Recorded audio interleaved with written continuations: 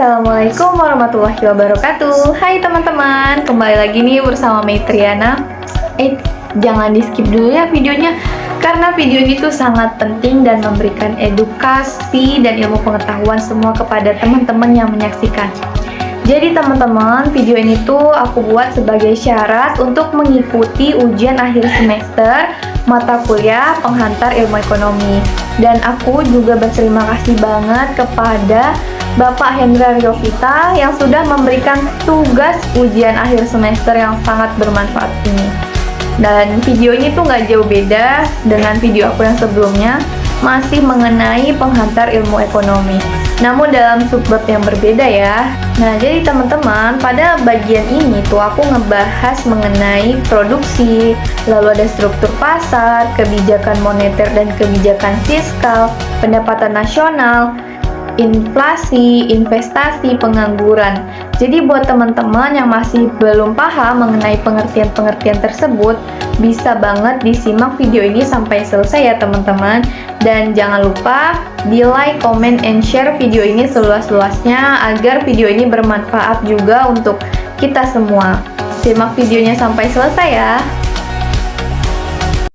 Nah, pada bab ini kita membahas mengenai pendapatan nasional yang terdiri dari histori perhitungan pendapatan nasional, manfaat perhitungan pendapatan nasional, dan konsep pendapatan nasional. Nah, pendapatan nasional adalah jumlah akhir barang dan jasa yang diproduksi oleh suatu perekonomian dalam suatu periode tertentu yang dihitung berdasarkan nilai pasar.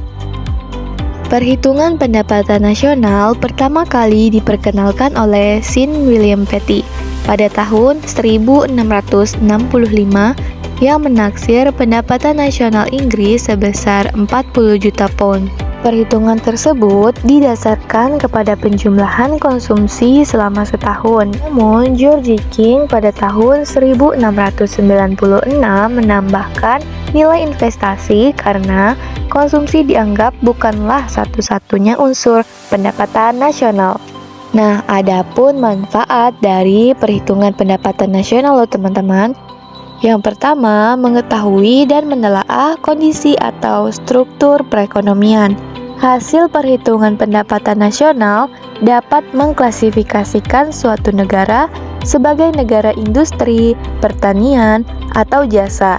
Seperti Indonesia adalah negara pertanian atau agraris, sedang Amerika Serikat, negara-negara di Eropa, dan Jepang adalah negara industri. Kedua, membandingkan kemajuan perekonomian dari waktu ke waktu.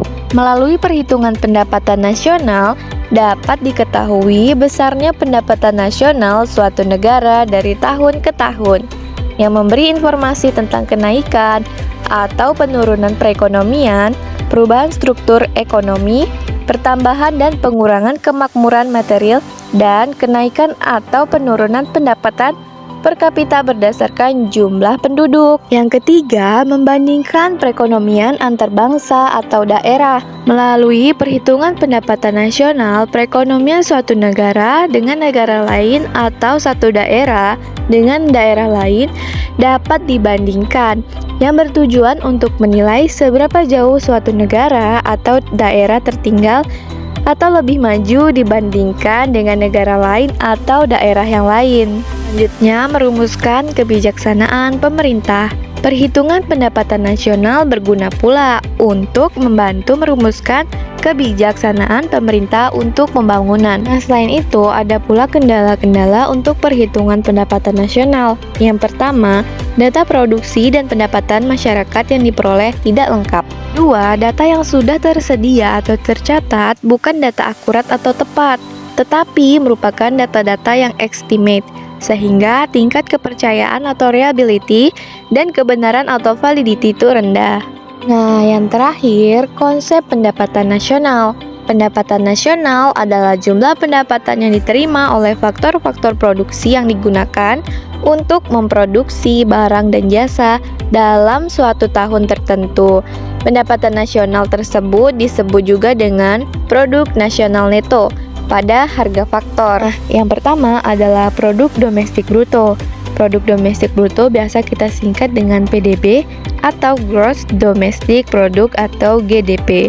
Adalah nilai barang dan jasa yang diproduksi di dalam suatu negara dalam satu tahun tertentu.